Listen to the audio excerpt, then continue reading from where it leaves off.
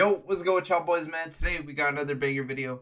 We got how U.S. Delta force captured Maduro in Venezuela.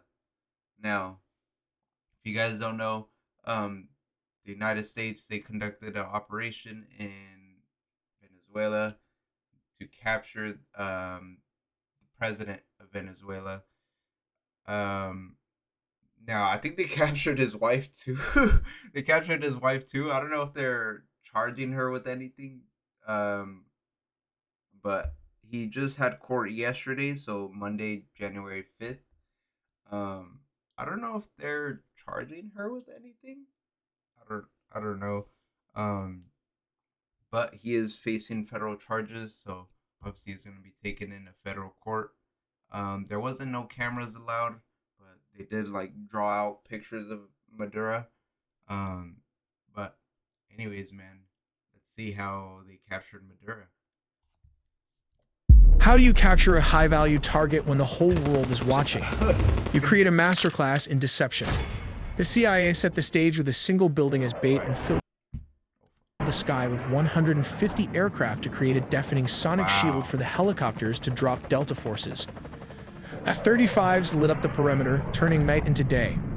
By the time the dust settled, the helicopters had already touched down and Maduro was gone. We'll also look at how the US uses the F-35 jets and its Navy to launch a large-scale attack, all in the video ahead. In the dead of night that is 2 in the morning, the lights went out in Caracas. By 5 a.m., the president of Venezuela was gone. But how US played a deception games. While the whole world were focused on the aircraft carriers in the Caribbean, a shadow war was being fought on the ground. This wasn't an invasion, it was a surgical extraction. We finally have the declassified timeline an invasion, but it didn't seem like an invasion. Of how U.S. forces breached the heart of Caracas and extracted Nicolás Maduro. Let's start with step 1. The setup. This didn't happen overnight. For months, the U.S. had been tightening a naval quarantine around Venezuela. The U.S. Gerald R. Ford Carrier Strike Group and the U.S. Iwo Jima Amphibious Ready Group were parked off the coast. The pretext was clear. The U.S. designated the Venezuelan government a narco-terrorist state. Bro, to do like things like this, you have to watch your target for months, bro. I think I seen somewhere where they're watching him for like since August. Crazy.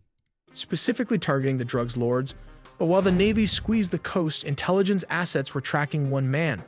They waited for a specific window, a moment where Maduro was stationary and vulnerable. Step 2, the strike. It began at exactly 2 in the morning Venezuelan Standard Time. High above, several F-35 stealth fighters punch a hole through the enemy lines, destabilizing their anti-air defenses. Like these Russian S-300 missiles located all over the strategic high-value target. With the skies cleared, the path opens for Delta Force helicopters to fly straight towards the mission. Here comes the deception as the helicopters flew. The jets started firing with more strikes as it hit Fort Tuna, the main military base and command center, and La Carlota Air Base, destabilizing Venezuelan air support. Reports from the ground described widespread explosions and a sudden communications blackout. Whoa. The chaos wasn't the goal, it was the cover. But how did the raid happen? We have to look at step 3. Under the cover of darkness and chaos, the Tier 1 operators went to work. But what is the exact unit tasked with the mission? It is the Delta Force, one of the most elite secretive special forces units in the US military. Witnesses in Caracas reported low-flying aircraft skimming the rooftops, flying well below radar coverage. The team breached a secure compound believed to be a safe house within the massive Fort Tuna complex. Resistance from the Venezuelan Presidential Guard was swift but ultimately futile, as the helicopters lay cover fire. The operators moved with surgical speed, landing on multiple points. Bro, did you guys but how exactly the videos on Twitter, bro? That shit was crazy. The capture and extraction that made me want to join the happened. For this, let's look at step 4. Specialized helicopters hovered over the objective to insert the assault team. While dozens of attack helicopters laid down suppression fire, the Delta Special Forces descended and started the search for the high-value targets. How did they find him? Simple. The CIA had planted spy inside Nicolás Maduro close circle.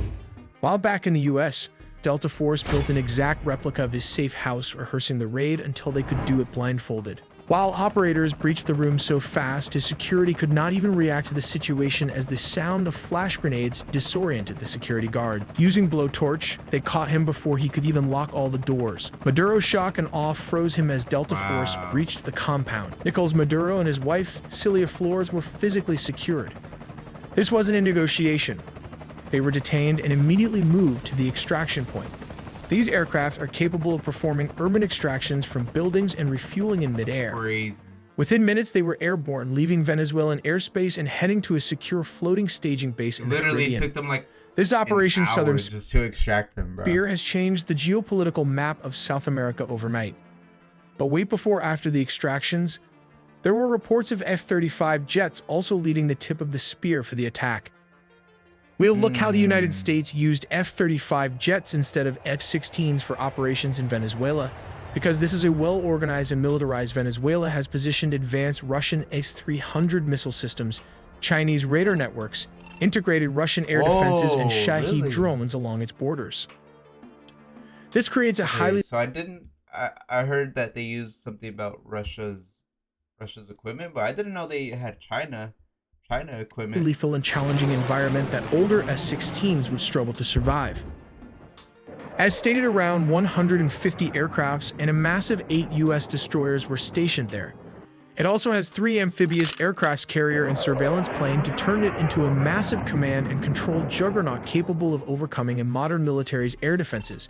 Signals a readiness to counter Venezuela's entire air defense network if necessary. But why Venezuela Air Force failed to intercept? As of 2025, Venezuela's fighter jet fleet consists mainly of approximately 21 Sukhoi Su-30 multirole fighters delivered by Russia between 2006 and 2008, which now form the backbone of their combat air power.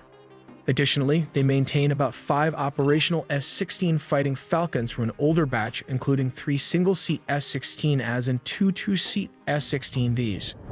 These S-16s are aging and suffer from limited maintenance and part support due to U.S. sanctions, although they have been supplemented with Israeli upgrades. Venezuela acquired its F-16 jets from the United States through a foreign military sales agreement called Peace Delta in May 1982, during a period of good diplomatic and military relations. They were the first Latin American country to receive the S-16, with deliveries occurring between 1983 and 1985. The reason the U.S. does not use F-16s in current operations is because these jets lack the stealth capabilities necessary to evade the S-300 and other integrated defenses. I'm guessing the F-16 is more on the older side than like a F-35. The advanced S-300V or Anti-2500 systems, supported by dense Chinese and Russian radar, can easily detect and target older aircraft at long ranges. Wow. Sending F-16s into such an environment would result in high attrition risks, as they are vulnerable to radar detection and missile engagement. Not to forget the Russian Buk air defense system that can take out an S-16 with ease. These are cheap R-15 or 24 Buk systems are already active and mobile all over the country. Additionally, S-16s are less effective in contested airspace saturated with drones, especially the Iranian Shahed drones used by Venezuela for reconnaissance and kamikaze strikes. The F-35, however, offers crucial advantages. Its stealth design enables it to fly undetected or with much lower risk, making it effective against advanced surface-to-air missiles and networked radar systems. Its sensor fusion, electronic warfare, and data link capabilities allow it to simultaneously suppress and target mobile and fixed air defense positions, adapting rapidly to counter Russian and Chinese radar configurations. While the aircrafts took out the anti-air defenses Venezuelan military as a whole, this allowed the CIA and special forces to advance towards its target. The CIA was The overwhelming presence of advanced Russian, Chinese, Iranian, and indigenous air defense and drone systems on the Venezuelan border means that the stealth fighter jets, or the first wave of attack, provide both the survivability and strike capability required for such operations. But how do they rotate clockwise? Well, the distance from Puerto Rico to Venezuela is about 1,300 kilometers. This is roughly 810 miles, which translates to around 1.5 hours of flight time for an F-35 flying at high subsonic speeds. These jets rotated clockwise as its combat radius is 1.5? That's crazy. Approximately 770 miles, meaning it can reach most of Venezuela. full speed in the F-35. Venezuela from Puerto Rico with careful fuel management and limited loitering. To extend mission time and reach deeper inland, air-to-air refueling tankers deployed strategically in the Caribbean region support these operations. Mm. In situations requiring strikes within minutes, U.S. amphibious assault ships equipped with F-35Bs can launch jets rapidly. From such ships positioned in the Caribbean, F-35Bs can reach Venezuelan targets within roughly 15 to 10 minutes, depending on speed and route. Targets typically include narco-traffickers' networks, air defense installations, command centers, and drone 15 minutes on a ship?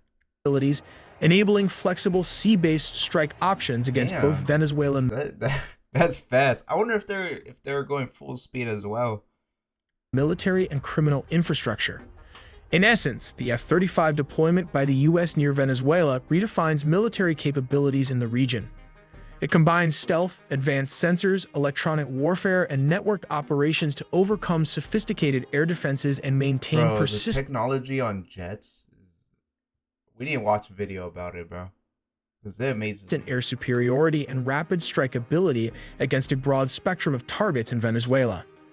This reflects a strategy that goes beyond counter-narcotics to deter and, if necessary, decisively counter the Venezuelan military threat. We also made a deep dive into the sea, air, and land components of the nuclear triad, so subscribe What? for more videos to not miss a beat. What the fuck? Alright, man. That was... Damn, this was crazy. But that was how U.S. Delta forces captured Maduro in Venezuela. That was a cool video, man. These fools, like...